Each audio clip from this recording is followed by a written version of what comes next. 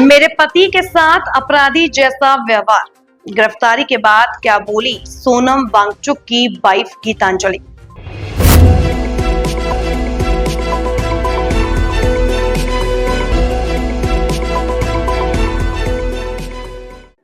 सोनम वांगचुक की गिरफ्तारी पर उनकी पत्नी गीतांजलि अंगमो ने प्रशासन की आलोचना की और इसे लोकतंत्र का सबसे खराब रूप बताया। ले एपेक्स बॉडी के शेरिंग दोर्जे ने कहा कि सरकार बातचीत से पीछे हट रही है। उन्होंने हिंसा में मारे गए लोगों का अंतिम संस्कार 28-29 सितंबर को करने की बात कही। उमर अब्दुल्ला ने कहा कि सोनम को निशाना बनाया जा रहा था, इसलिए गिरफ्तारी तय थी। सोनम वांगचुक की गिरफ्तारी की उनकी पत्नी गीतांजलि अंगमो ने कड़ी निंदा की। अंगमो ने प्रशासन पर बिना किसी कारण उनके पति के साथ अपराधी जैसा व्यवहार करने का आरोप लगाया। अंगमो ने कहा कि सरकार मेरे पति की छवि खराब करने के लिए झूठी बातें फैला रही है। यह लोकतंत्र का सबसे खराब रूप है। बिना किसी कारण के उन्हें बस एक अपराधी की तरह गिरफ्तार कर लिया गया है। पुलिस ने इस दौरान हमारे घर में तलाशी की आड़ में तोड़फोड़ भी की। मेरे पति को राष्ट्र विरोधी बताया जा रहा है। उन्हें कई पुरस्कार मिले हैं, उन्होंने देश का नाम रोशन किया है। अंगमो सोनम की संस्था Himalayan institute of alternatives Ladakh की सह संस्थापक भी हैं। केंद्रीय गृह मंत्रालय के साथ बातचीत को लेकर ले अपेक्स बॉडी के सह संयोजक शेरिंग दोर्जे ने शुक्रवार को कहा कि हम हमेशा बातचीत के पक्षधर रहे हैं। केंद्र सरकार ही बातचीत के पीछे हटती रही है, इसलिए तो यहाँ हमें भूख हड़ताल पर बैठना पड़ा। हिंसा के दौरान पुलिस फायरिंग में मारे गए लोगों का संस्कार 28-29 सितंबर को होगा। उसके बाद ही हम दिल्ली जाने को लेकर कोई फैसला लेंगे।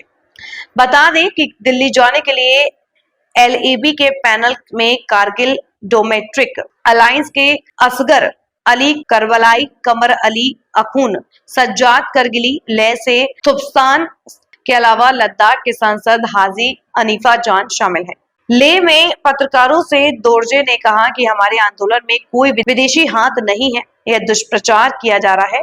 हमारा आंदोलन स्थानीय है। उन्होंने कहा कि सुरक्षा बल ने बिना किसी चेतावनी के गोली चलाई है।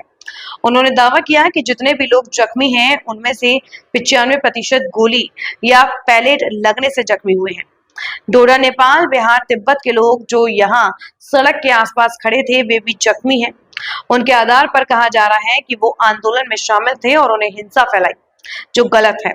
उपराज्यपाल ने भी ऐसा ही कहा, जो गलत है। लेह में पत्रकारों से बातचीत में दोर्जे ने कहा कि अगर यहाँ विदेशी हाथ हैं, विदेशी फंडिंग है, तो यहाँ जो खुफिया हमारी एजेंसियां हैं, वह क्या कर रही थी, जो इन्हें अब पता चला। सरकार को बदनाम करने और सरकार की अपनी विफलता छिपाने का एक बहाना है। सोनम वांगचुक को विदेशी फंडिंग के बारे में पूछे गए सवाल पर उन्होंने कहा कि वे पिछले कई साल से काम कर रहे हैं और विभिन्न संस्थानों से उन्हें वित्तीय मदद मिलती है। तब किसी ने उन पर सवाल नहीं उठाया और जब से वह आंदोलन के समर्थक बने हैं, तभी से उन पर सवाल उठाए जा रहे हैं। उन्होंने कहा कि हमारे आंदोलन को कुछ लोग राष्ट्र विरोधी बता रहे हैं, जो अनुचित है। यहाँ कोई राष्ट्र विरोधी नहीं है। जो हिंसा हुई वह युवाओं में लगातार बढ़ रही आक्रोश का नतीजा है। मुख्यमंत्री उमर अब्दुल्ला ने कहा कि मुझे सोनम वांगचुक की गिरफ्तारी पर कोई हैरानी नहीं हुई है।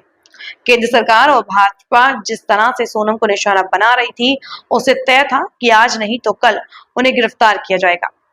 जम्मू कश्मीर के लोगों ने लोकतांत्रिक प्रक्रिया में हिस्सा लिया, लेकिन उनसे किए गए वादे पूरे नहीं हुए।